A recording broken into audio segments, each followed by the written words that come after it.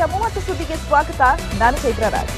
ವೀಕ್ಷಕರೇ, ದಿನದಲ್ಲಿ ನಡೆಯುವ ಪ್ರಮುಖ ಬೆಳವಣಿಗೆಗಳ 30 ಸುದ್ದಿಗಳನ್ನು ಇದೀಗ ಒಂದೊಂದೇ ಫಟಾಫಟ್ ನೋಡ್ತಾ ಹೋಗೋಣ.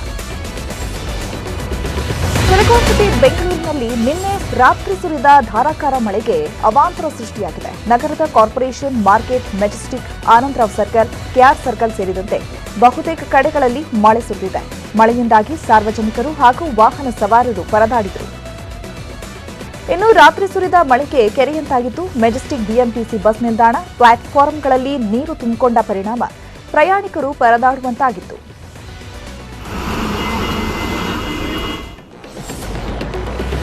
ನಿನ್ನೆ ಸುರಿದ ಮಳೆಗೆ ಬೆಂಗಳೂರಲ್ಲಿ ಬೃಹತ್ ಮರ ಧರೆಗುರುಳಿದೆ. ಮಲ್ಲೇಶ್ವರಂ ಕೆಸಿ ಜನರಲ್ ಆಸ್ಪತ್ರೆ ಬಳಿ ರಸ್ತೆ ಬದಿ ನಿಂತಿದ್ದ ಕಾರಿನ ಮೇಲೆ ಮರ ಬಿದ್ದಿದೆ. ಕಾರು ನಿಲ್ಲಿಸಿದ್ದ ಚಾಲಕ ಟೀ ಕುಡಿಯೋಕೆ ಅಂತ ಹೋಗಿದ್ದ. ಡ್ರೈವರ್ ಕಾರಿನಿಂದ ಇಳಿದ ಸೆಕೆಂಡುಗಳಲ್ಲೇ ಮರ ಬಿದ್ದಿದೆ. ಅದೃಷ್ಟಕ್ಕೆ ಯಾರಿಗೂ ಏನೂ ಆಗಿಲ್ಲ. ಅಲ್ಲದೆ ಬೀದಿ ದೀಪದ ಕಂಬ ಹಾಗೂ ಬೈಕ್ ಕೂಡ ಜಖಮಾಗಿದೆ. ಸುರಿದ ಮಳೆಯಿಂದಾಗಿ ಬೆಂಗಳೂರಿನ ಹಲವೆಡೆ ಜಲಾವೃತವಾಗಿದ್ರೆ ಮತ್ತೆ ಅದೇ ರೀತಿಯಾಗಿ ಮಲ್ಲೇಶ್ವರಂ ಬಳಿ ಒಂದು ಬೃಹತ್ ಮರ ಒಂದು ರಸ್ತೆ ಮೇಲೆ ಬಿದ್ದಿರುವಂತಹ ಘಟನೆ ಈಗ ನಾವು ನೋಡ್ತಾ ಇದ್ದೀವಿ. ಏನು ರಾತ್ರಿ ಧಾರಾಕಾರ ಮಳೆಯಿಂದಾಗಿ ಬೆಂಗಳೂರಿನ ಕೆಲವು ಭಾಗಗಳಲ್ಲಿ ರಸ್ತೆಗಳಲ್ಲಿ ದೊಡ್ಡ ಪ್ರಮಾಣದಲ್ಲಿ ನೀರು ನುಗ್ಗಿ ಅವಾಂತರವನ್ನು ಸೃಷ್ಟಿ ಮಾಡಿತ್ತು. ಮತ್ತೆ ಅದೇ ರೀತಿ ಕೆಲವು ಭಾಗಗಳಲ್ಲಿ ವಾಹನ ಸಂಚಾರಕ್ಕೂ ಸಹ ತೊಂದರೆ ಆಗಿತ್ತು. ಏನು ಮರ ಬಿದ್ದ ಪರಿಣಾಮವಾಗಿ ಬೈಕ್ ಮತ್ತೆ ಕಾರೊಂದಿಗೆ ಸಂಪೂರ್ಣ ಜಖಂ ಆಗಿದಾವೆ. ಒಂದು ಬೈಕ್ ಅನ್ನ ನೋಡಬಹುದು, ಮರದ ಒಂದು ಬುಡದ ಅಡಿಯಲ್ಲಿ ಬೈಕ್ ಸಿಕ್ಕಾಕೊಂಡಿದೆ. ಮತ್ತೆ ಈಗ ಈ ಒಂದು ಮರವನ್ನು ತೆರವು ಮಾಡೋದಕ್ಕೆ ಈಗ ಬಿಬಿಎಂಪಿ ಅಧಿಕಾರಿಗಳು ಮತ್ತೆ ಬೆಸ್ಕಾಂ ಸಿಬ್ಬಂದಿ ಈಗ ಸ್ಥಳದಲ್ಲೇ ಮುಖ ಮೂಡಿದ್ದಾರೆ.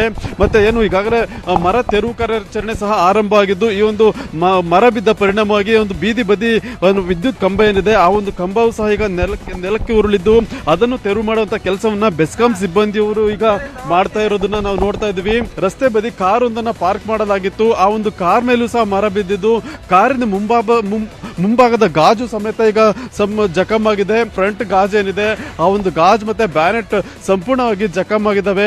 ಆದ್ರೆ ಈ ವೇಳೆ ಚಾಲಕರ ಸೀಟ್ ನಲ್ಲಿ ಮಾಲೀಕರು ಕೂತ್ಕೊಂಡಿರ್ಬೇಕಾದ್ರೆ ಮರ ಬಿದ್ದಿದ್ರಿಂದ ಅದೃಷ್ಟವಶಾತ್ ಅವರಿಗೆ ಯಾವುದೇ ರೀತಿಯ ಒಂದು ಅಪಾಯವಿಲ್ಲದೆ ಅವರೀಗ ಪಾರಾಗಿದ್ದಾರೆ. ಮತ್ತೆ ಈಗಾಗಲೇ ಸ್ಥಳಕ್ಕೆ ಬಿಬಿಎಂಪಿ ಬೆಸ್ಕಾಂ ಸಿಬ್ಬಂದಿಯವರು ಭೇಟಿ ಕೊಟ್ಟಿದ್ದಾರೆ. ಅವರು ಈ ಒಂದು ಮರದ ಅವಶೇಷಗಳನ್ನ ತೆರವು ಮಾಡುವಂತ ಕೆಲಸದಲ್ಲಿ ಈಗಾಗಲೇ ಮಗ್ನರಾಗಿರೋದು. ಏನು ಇದು ಯಶವಂತಪುರದಿಂದ ಕೆಸಿ ಜನರಲ್ ಆಸ್ಪತ್ರೆ ಮತ್ತೆ ಇದೇ ರೀತಿಯಾಗಿ ಮೆಜೆಸ್ಟಿಕ್ ಕಡೆ ಹೋಗುವಂತ ಒಂದು ಮಾರ್ಗೋಸ ರಸ್ತೆ ಇದು. ಈ ಒಂದು ರಸ್ತೆಯಲ್ಲಿ ಪ್ರತಿನಿತ್ಯ ಏನು ಹೆಚ್ಚಿನ ಒಂದು ವಾಹನ ದಟ್ಟಣೆ ಇರುತ್ತೆ ಮತ್ತೆ ವಾಹನ ಸಂಚಾರವೂ ಸಹ ಇರೋದ್ರಿಂದ ಈಗಾಗಲೇ ಮರ ಬಿದ್ದ ಪರಿಣಾಮವಾಗಿ ಸಂಪೂರ್ಣ ಟ್ರಾಫಿಕ್ ಅನ್ನು ಡೈವರ್ಟ್ ಮಾಡಿದ್ದಾರೆ. ಈಗಾಗಲೇ ಮರದ ಕೊಂಬೆಗಳನ್ನ ಎಲ್ಲವನ್ನೂ ಸಹ ಕಟ್ ಮಾಡಿದ್ದಾರೆ. ಮತ್ತೆ ಆ ಒಂದು ಅವಶೇಷಗಳನ್ನ ಇಲ್ಲಿಂದ ತೆರವು ಮಾಡಿ ನಂತರ ಈ ಒಂದು ರಸ್ತೆಯಲ್ಲಿ ವಾಹನ ಸಂಚಾರಕ್ಕೆ ಅವಕಾಶ ಮಾಡಿಕೊಡೋದಕ್ಕೆ ಮುಂದಾಗ್ತಾ ಇದ್ದಾರೆ. ಕ್ಯಾಮರಾ ಪರ್ಸನ್ ಸುನಿಲ್ ಜೊತೆ ಮುನಿರಾಜು, ನ್ಯೂಸ್ 18 ಬೆಂಗಳೂರು. ರಾಜ್ಯದಲ್ಲಿ ಮುಂದಿನ 24 ಗಂಟೆಗಳಲ್ಲಿ ಭಾರೀ ಮಳೆಯಾಗುವ ಸಾಧ್ಯತೆ ಇದೆ. ಕರಾವಳಿ, ದಕ್ಷಿಣ ಒಳನಾಡಿನಲ್ಲಿ ಗುಡುಗು ಸಹಿತ ಮಳೆ ಬರುವ ಸಾಧ್ಯತೆ ಇದೆ. ಕರಾವಳಿಯಲ್ಲಿ ಮತ್ತೆ ಮಳೆ ಶುರುವಾಗಿದೆ. ಪುತ್ತೂರಿನಲ್ಲಿ ಎಡಬಿಡದೆ ಮಳೆ ಸುರಿತಾ ಇದೆ. ಇನ್ನು 3 ದಿನಗಳ ಕಾಲ ಭಾರೀ ಮಳೆಯಾಗುವ ಸಾಧ್ಯತೆ ಇದೆ ಎನ್ನಲಾಗಿದೆ. ಕಲಬುರಗಿ ಜಿಲ್ಲೆಯಲ್ಲಿ ನಿರಂತರ ಸುರಿಯುತ್ತಿರುವ ಮಳೆಯಿಂದ ಜನ ತತ್ತರಿಸಿ ಹೋಗಿದ್ದಾರೆ. ಚಿಂಚೋಳಿಯ ಬೆನಕನಹಳ್ಳಿ ಗ್ರಾಮಕ್ಕೆ ನೀರು ನುಗ್ಗಿದ್ದು ಜನ ಪರದಾಡುತ್ತಿದ್ದಾರೆ. ಮನೆಯಲ್ಲಿದ್ದ ದವಸ ಧಾನ್ಯ ನೀರು ಪಾಲಾಗಿದೆ. ಮನೆಯಿಂದ ಮಳೆ ನೀರು ಹೊರಹಾಕಲು ಗ್ರಾಮಸ್ಥರು ಪರದಾಡಿದರು. ಗದಗ ಜಿಲ್ಲೆಯಲ್ಲಿ ಭಾರೀ ಮಳೆಯಾಗ್ತಾ ಇದ್ದು ಹಳ್ಳ ಕೊಳ್ಳಗಳು ಉಕ್ಕಿ ಹರಿತಾ ಇವೆ. ನೀರಿನ ರಭಸಕ್ಕೆ ರಸ್ತೆಗಳೇ ಕಿತ್ತು ಹೋಗಿ ಜನರು ಪರದಾಡ್ತಿದ್ದಾರೆ. ಹೊಳೆ ಹಡಲಗಿಯಿಂದ ಬಸರಕೂಡ ಮಾರ್ಗವಾಗಿ ಬದಾಮಿಗೆ ಸಂಪರ್ಕಿಸುವ ರಸ್ತೆ ಹದಗೆಟ್ಟಿದೆ.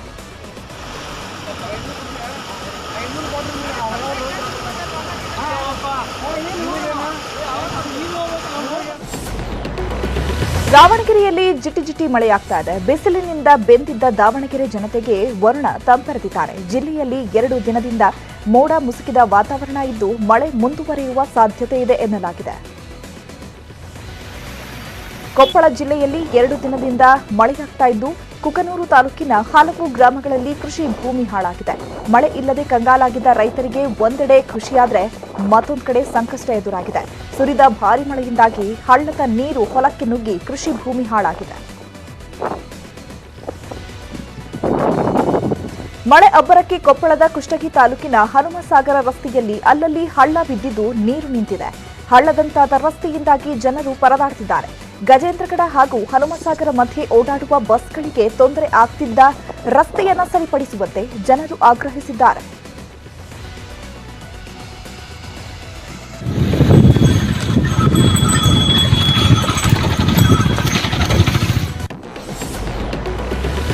ಬೆಂಗಳೂರು ಗ್ರಾಮಾಂತರ ಜಿಲ್ಲೆಯ ದೊಡ್ಡಬಳ್ಳಾಪುರದಲ್ಲಿ ಮಳೆ ಹಿನ್ನೆಲೆ ದಲಿತರ ಕಾಲೋನಿಗೆ ನೀರು ನುಗ್ಗಿದೆ.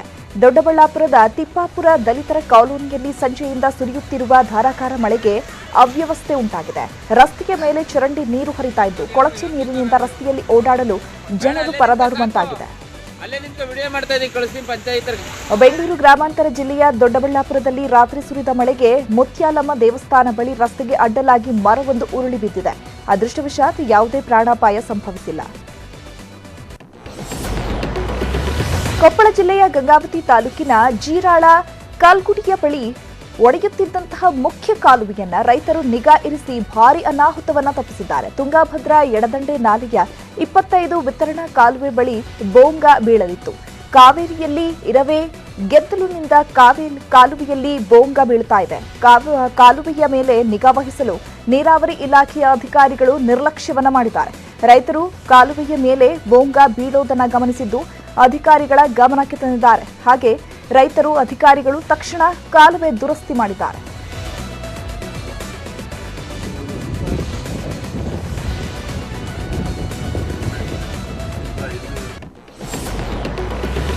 ಇಪ್ಪತ್ತೆರಡು ಕೆರೆಗಳಿಗೆ ನೀರು ತುಂಬಿಸುವ ಏತ ನೀರಾವರಿ ಯೋಜನೆ ಪೈಪ್ ಒಡೆದು ಅಪಾರ ಪ್ರಮಾಣದ ನೀರು ಪೋಲಾಗಿದೆ. ದಾವಣಗೆರೆ ಜಿಲ್ಲೆ ಹರಿಹರ ಪಟ್ಟಣದ ಹೆದ್ದಾರಿ ಪಕ್ಕದಲ್ಲಿ ರಾಜನಹಳ್ಳಿ ಏತ ನೀರಾವರಿ ಪೈಪ್ ಒಡೆದು ಸಾವಿರಾರು ಲೀಟರ್ ನೀರು ಪೋಲಾಗಿದೆ. ವಿದ್ಯುತ್ ತಂತಿಗಳಿಗೆ ತಾಗುವ ಎತ್ತರಕ್ಕೆ ನೀರು ಉಕ್ಕುತ್ತಿದ್ದು ಇದಕ್ಕೆ ಕಳಪೆ ಕಾಮಗಾರಿ ಕಾರಣ ಅಂತ ಸ್ಥಳೀಯರು ಅಸಮಾಧಾನವನ್ನು ವ್ಯಕ್ತಪಡಿಸಿದ್ದಾರೆ.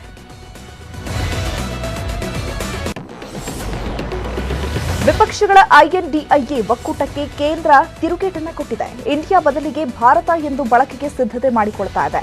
ರಾಷ್ಟ್ರಪತಿ ಪ್ರಧಾನಿ ಆಹ್ವಾನ ಪತ್ರಿಕೆಯಲ್ಲಿ ಬದಲಾವಣೆ ಮಾಡಲಾಗಿದ್ದು ಪ್ರೈಮ್ ಮಿನಿಸ್ಟರ್ ಆಫ್ ಭಾರತ್ ಹೆಸರಿನಲ್ಲಿ ಆಹ್ವಾನ ಪತ್ರಿಕೆ ನೀಡಲಾಗಿದೆ. G20 ಸಭೆಗೆ ಪ್ರಧಾನಿ ಕಚೇರಿಯ ಆಹ್ವಾನ ಪತ್ರಿಕೆ ನೀಡಲಾಗಿದ್ದು ಪಿಎಂ ಆಫ್ ಭಾರತ್ ಹೆಸರಲ್ಲಿ ವಿದೇಶಿ ಗಣ್ಯರಿಗೆ ಆಹ್ವಾನ ಕೊಡಲಾಗಿದೆ. ಸೆಪ್ಟೆಂಬರ್ 7ಕ್ಕೆ 20ನೇ ಏಷ್ಯನ್ ಭಾರತ ಶೃಂಗಸಭೆಗೆ ಪ್ರಧಾನಿ ಮೋದಿ ಪ್ರಯಾಣವನ್ನ ಬಳಸಲಿದ್ದಾರೆ. ಪ್ರಧಾನಮಂತ್ರಿ ಆಫ್ ಭಾರತ್ ಅಂತಾನೆ ಆಹ್ವಾನ ಪತ್ರಿಕೆಯಲ್ಲಿದೆ. ಪ್ರೈಮ್ ಮಿನಿಸ್ಟರ್ ಆಫ್ ಇಂಡಿಯಾ ಬದಲು ಪ್ರೈಮ್ ಮಿನಿಸ್ಟರ್ ಆಫ್ ಭಾರತ್ ಅಂತ ಏಷ್ಯನ್ ಶೃಂಗಸಭೆಗೆ ಇಂಡೋನೇಷ್ಯಾಗೆ ತೆರಳುತ್ತಿದ್ದಾರೆ ಅಂತ ಬಿಜೆಪಿಯ ರಾಷ್ಟ್ರೀಯ ವಕ್ತಾರ ಸಂಬಿತ್ ಪಾತ್ರ ಟ್ವೀಟ್ ಮಾಡಿದ್ದಾರೆ. ಈ ಬಗ್ಗೆ ಕಾಂಗ್ರೆಸ್ ಮುಖಂಡ ಜೈರಾಮ್ ರಮೇಶ್ ಟ್ವೀಟ್ ಮಾಡಿದ್ದಾರೆ. G20 ಶೃಂಗಸಭೆಯ ಹಿನ್ನೆಲೆಯಲ್ಲಿ ಸೆಪ್ಟೆಂಬರ್ 9ರಂದು ರಾತ್ರಿ ಭೋಜನ ಕೂಟಕ್ಕೆ ರಾಷ್ಟ್ರಪತಿ ಭವನದಿಂದ ಆಹ್ವಾನ ಬಂದಿದೆ. ಸಾಮಾನ್ಯವಾಗಿ ಆಹ್ವಾನ ಪತ್ರಿಕೆಯಲ್ಲಿ ಪ್ರೆಸಿಡೆಂಟ್ ಆಫ್ ಇಂಡಿಯಾ ಅಂತ ಉಲ್ಲೇಖವಿರ್ತಾ ಇತ್ತು. ಆದರೆ ಈ ಬಾರಿಯ ಪತ್ರದಲ್ಲಿ ಪ್ರೆಸಿಡೆಂಟ್ ಆಫ್ ಭಾರತ್ ಎಂದು ಉಲ್ಲೇಖ ಮಾಡಲಾಗಿದೆ ಅಂತ ಟ್ವೀಟ್ ಮಾಡಿದ್ದಾರೆ. ಇನ್ನು ಈ ಬಗ್ಗೆ ಸಿಎಂ ಸಿದ್ದರಾಮಯ್ಯ ರಿಯಾಕ್ಟ್ ಮಾಡಿದ್ದಾರೆ. ಇಂಡಿಯಾ ಅನ್ನೋದನ್ನು ಇಡೀ ದೇಶ ವಿಶ್ವ ಒಪ್ಪಿಕೊಂಡಿದೆ. ಭಾರತ ಎಂದು ಮರು ನಾಮಕರಣ ಮಾಡುವ ಅಗತ್ಯ ಇಲ್ಲ ಅಂತ ಸಿಎಂ ಸಿದ್ದರಾಮಯ್ಯ ಹೇಳಿದ್ದಾರೆ. ರಿಪಬ್ಲಿಕ್ ಆಫ್ ಇಂಡಿಯಾ ನಮ್ಮ ಸಂವಿಧಾನದಲ್ಲಿ ಹೇಳಿದ್ದಾರೆ. In our constitution, it's incorporated that constitution of India. India is an accepted word to our country. Making it Bharat, I don't think it is required. ಇನ್ನು ಭಾರತ ಎಂದು ಮರು ನಾಮಕರಣ ವಿಚಾರ ಕುರಿತು ಡಿಸಿಎಂ ಡಿಕೆ ಶಿವಕುಮಾರ್ ಆಕ್ರೋಶವನ್ನು ವ್ಯಕ್ತಪಡಿಸಿದ್ದಾರೆ. ಐಎನ್ಡಿಐಎ ಒಕ್ಕೂಟದಿಂದ ಬಿಜೆಪಿಗೆ ಭಯ ಬಂದಿದೆ. ಅದಕ್ಕಾಗಿ ಹೆಸರು ಬದಲಿಸುವ ಕೆಲಸಕ್ಕೆ ಮುಂದಾಗಿದ್ದಾರೆ ಅಂತ ಹೇಳಿದ್ದಾರೆ. ಭಾರತ ನಾವೇನು ಭಾರತ ಅಂತ ಹೇಳ್ತಾ ಇಲ್ಲ, ಇಂಡಿಯಾ ಅಂತ ರಿಪಬ್ಲಿಕ್ ಆಫ್ ಇಂಡಿಯಾ. ಇದು ನಮ್ಮ ನೋಟ್ ಮೇಲೆ ಏನಿದೆಯಪ್ಪ, ರಿಸರ್ವ್ ಬ್ಯಾಂಕ್ ಆಫ್ ಇಂಡಿಯಾ ಅಂತ ಇದೆ.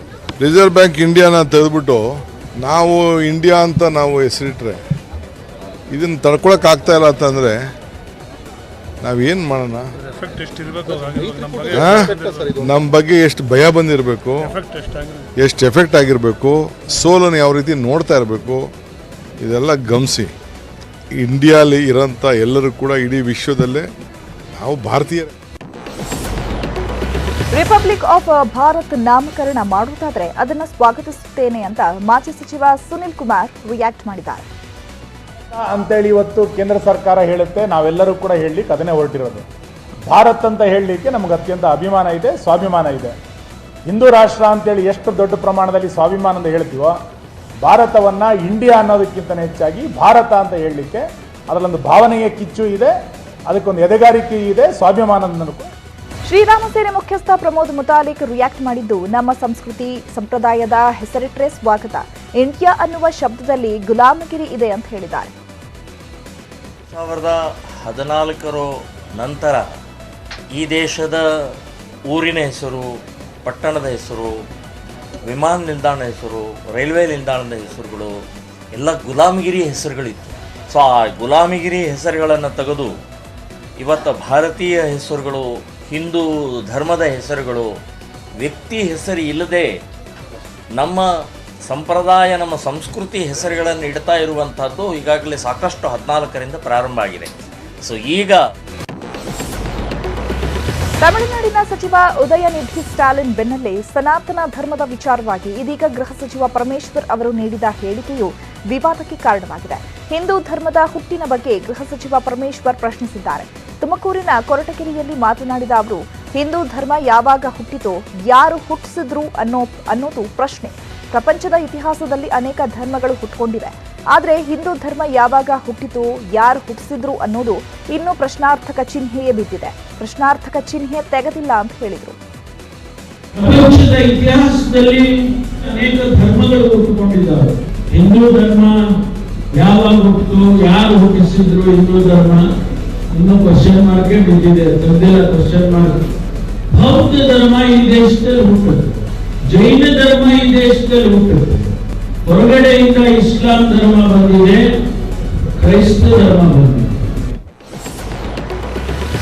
ಗಾಂಧೀಜಿ ಅವರನ್ನು ಕೊಂದ ಮನಸ್ಥಿತಿಯವರೇ ಗೌರಿ ಲಂಕೇಶ್ ಅವರನ್ನ ಹತ್ಯೆ ಮಾಡಿದ್ದಾರೆ ಅಂತ ಮುಖ್ಯಮಂತ್ರಿ ಸಿದ್ದರಾಮಯ್ಯ ಹೇಳಿದ್ದಾರೆ.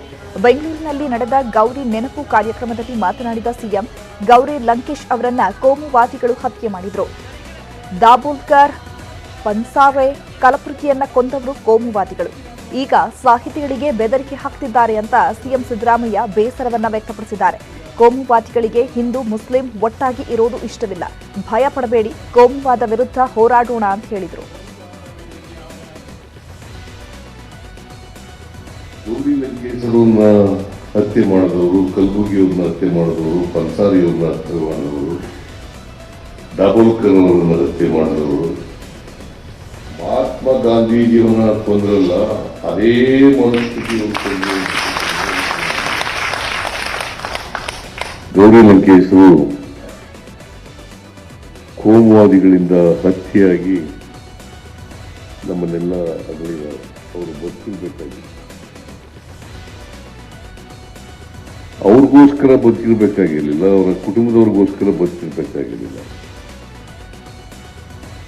ಯಾರು ಸಮಾಜದಲ್ಲಿ ದನಿ ಇಲ್ಲ, ಯಾರು ಅನ್ಯಾಯಕ್ಕೊಳಗಾಗ್ತಾರೆ,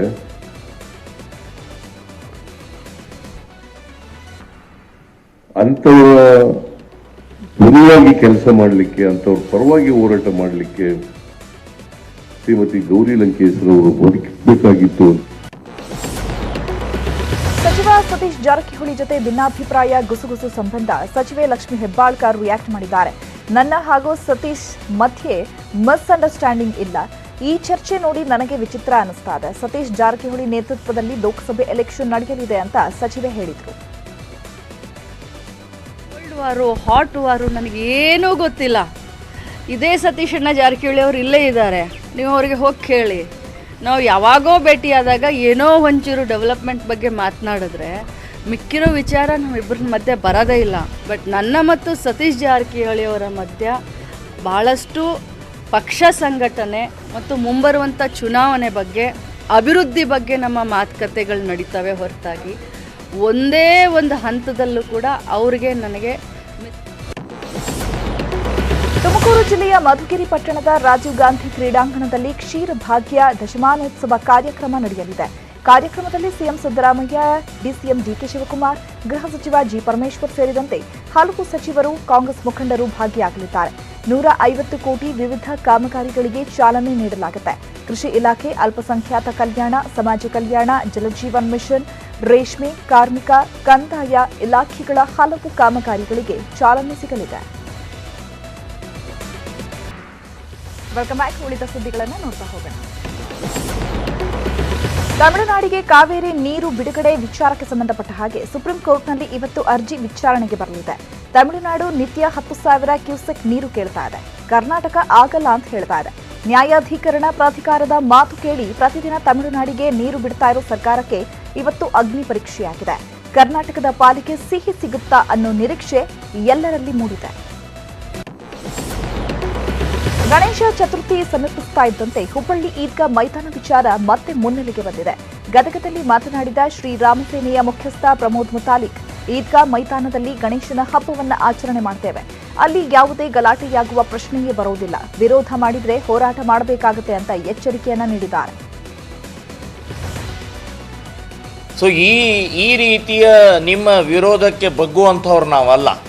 ಹೋದ ವರ್ಷನೇ ಪ್ರತಿಷ್ಠಾಪನೆ ಮಾಡಿದ್ದೀವಿ, ಪೂಜೆ ಮಾಡಿದ್ವಿ, ಆಚರಣೆ ಆಗಿದೆ, ಅತ್ಯಂತ ಶಾಂತ ರೀತಿಯಿಂದ ಹಬ್ಬ ಆಗಿದೆ. ಇನ್ನೇನು ಗಲಾಟೆ ಆಗತ್ತೆ? ಯಾಕೆ ಗಲಾಟೆ ಆಗಬೇಕು? ಯಾರು ಗಲಾಟೆ ಮಾಡಬೇಕು? ಮಾಡಿದರೆ ನೀವೇ ಗಲಾಟೆ ಮಾಡಬೇಕು.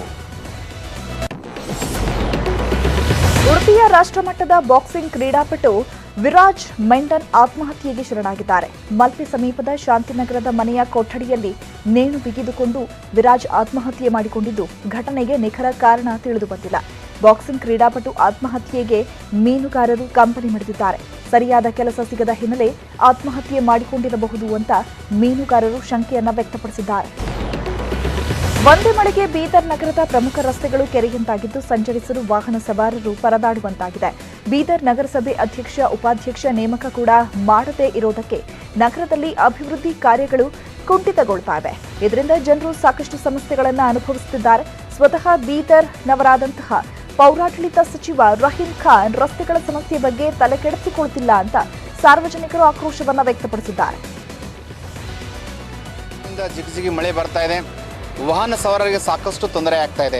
ಯಾಕಂದರೆ ವಾಹನ ಸವಾರರು ರೋಡ್ ಮೇಲೆ ಬಹಳಷ್ಟು ನೀರು ನಿಂತ್ಕೊಳ್ಳೋ ಟೆಗ್ಗಳು, ಯಾಕಂದ್ರೆ ಬೆಳಗ್ಗೆ ಮುಂಜಾನೆ 8 ಗಂಟೆಗೆ ಸ್ಕೂಲ್ ಮಕ್ಕಳಿಗೆ ಪೇರೆಂಟ್ಸ್ ಬಿಡ್ತಾ ಇದ್ದಾರೆ. ಸಾಕಷ್ಟು ಜನ ಟೆಗ್ ಯಾವುದು ರೋಡ್ ಯಾವುದು ಗೊತ್ತಾಗ್ತಾ ಇಲ್ಲ ಜನರಿಗೆ. ಸಾಕಷ್ಟು ತೊಂದರೆ ಆಗ್ತಾ ಇದೆ. ಶಿವನಗರ ಆಗಿರ್ಬೋದು, ಪ್ರತಾಪ್ ನಗರ ಆಗಿರ್ಬೋದು, ಮತ್ತು ಇನ್ನೊಂದು ಬೀದರ್ ವಿಶೇಷವಾಗಿ ನಾವು BUB ಕಾಲೇಜಿನ ಸ್ವಲ್ಪ ಮುಂದೆ ಅಲ್ಲಿ ಭೀಮನಗರ್ ಕ್ರಾಸಿಂಗ್ ನೋಡಿದೆ. ಅಲ್ಲಿ ಕೂಡ ಬಳಚರಂಡಿಗಳು ಬಹಳಷ್ಟು ನೀರುಗಳು ನಿಂತ್ಕೊಂಡು ಬಿಟ್ಟಾವು. ಸಾಕಷ್ಟು ಸವಾರರು ಅದರ ಮೇಲೆ ಹೋಗ್ತಾ ಇದ್ದಾರೆ. ಒಂದು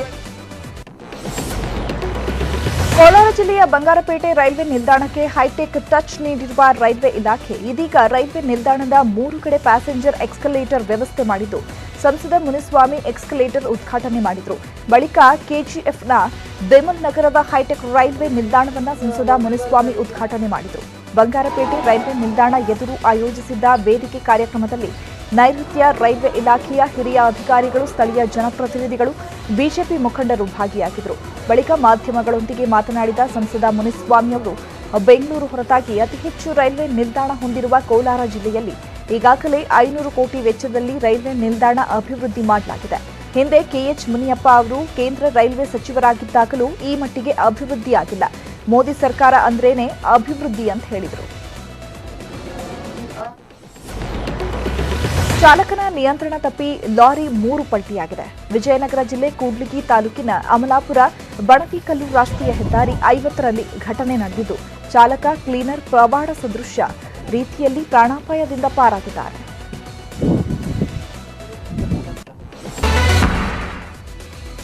ವೆಲ್ಕಮ್ ಬ್ಯಾಕ್. ಉಳಿದ ಸುದ್ದಿಗಳನ್ನು ನೋಡ್ತಾ ಹೋಗೋಣ. ಬಳ್ಳಾರಿಯ ಕಮ್ಮ ಭವನದ ಮುಂದೆ ನಿರ್ಮಾಣವಾಗಿರೋ NT ರಾಮರಾವ್ ಪುತ್ಥಳಿಯನ್ನ ಆಂಧ್ರ ಮಾಜಿ ಸಿಎಂ ಚಂದ್ರಬಾಬು ನಾಯ್ಡು ಉದ್ಘಾಟಿಸಿದರು.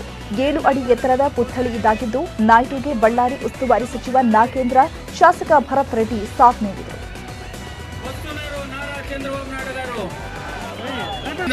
ಮತ್ತು ಭರತ್ ರೆಡ್ಡಿ ಅವರು ನಾರಾ ಚಂದ್ರಬಾಬು ನಾಯ್ಡು ಅವರಿಗೆ ಜೋಹಾರ್ ಎನ್ಟಿಆರ್, ಜೋಹಾರ್ ಎನ್ಟಿಆರ್, ಜೋಹಾರ್ ಎನ್ಟಿಆರ್, ಜೋಹಾರ್ ಎನ್ಟಿಆರ್. ತಾಯಿ ಮರಿಯಾನೆ ವಿಡಿಯೋ ಮಾಡ್ತಿದ್ದ ವೇಳೆ ಮತ್ತೊಂದು ಕಾಡಾನೆ ಕಾರಿನೆದುರು ದಿಢೀರ್ ಎಂಟ್ರಿ ಕೊಟ್ಟಿದೆ. ಚಾಮರಾಜನಗರ ಜಿಲ್ಲೆಯ ಗಡಿಯಂಚಿನ ವೈನಾಡು ಅರಣ್ಯ ವ್ಯಾಪ್ತಿಯಲ್ಲಿ ಆನೆಗಳು ಕಾಣಿಸಿಕೊಂಡಿದ್ದು, ಸೋಷಿಯಲ್ ಮೀಡಿಯಾದಲ್ಲಿ ವಿಡಿಯೋ ವೈರಲ್ ಆಗಿದೆ.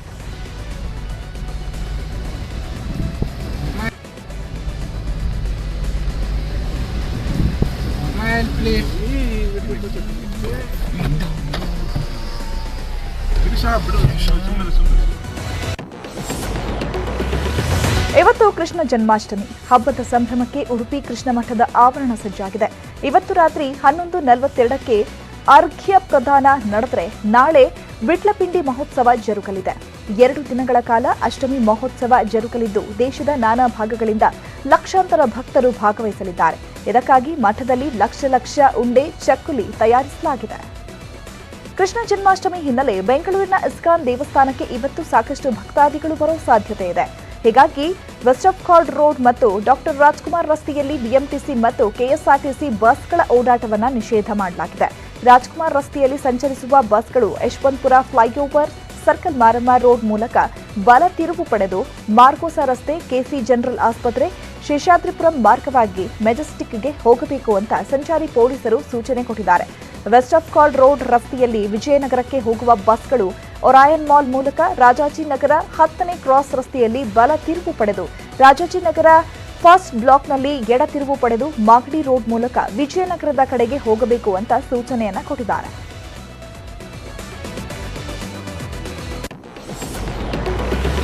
ಸಪ್ತ ಸಾಗರದಾಚೆಯಲ್ಲೂ ಸಿನಿಮಾ ಯಶಸ್ವಿ ಪ್ರದರ್ಶನ ಹಿನ್ನೆಲೆ ಮೈಸೂರಿನ ಗಾಯತ್ರಿ ಚಿತ್ರಮಂದಿರಕ್ಕೆ ನಟ ರಕ್ಷಿತ್ ಶೆಟ್ಟಿ ಭೇಟಿ ನೀಡಿದ್ರು.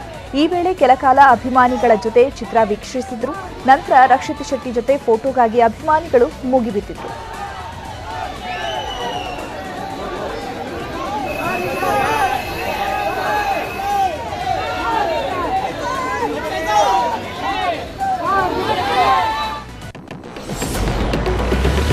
ಇದಾಗಿತ್ತು ಈ ಹೊತ್ತಿನ 30 ನಿಮಿಷ 30 ಸುದ್ದಿ. ನೋಡ್ತಾರೆ ನ್ಯೂಸ್ 18, ಜಾಲ ನಮ್ಮದು, ಬಲ ನಿಮ್ಮದು.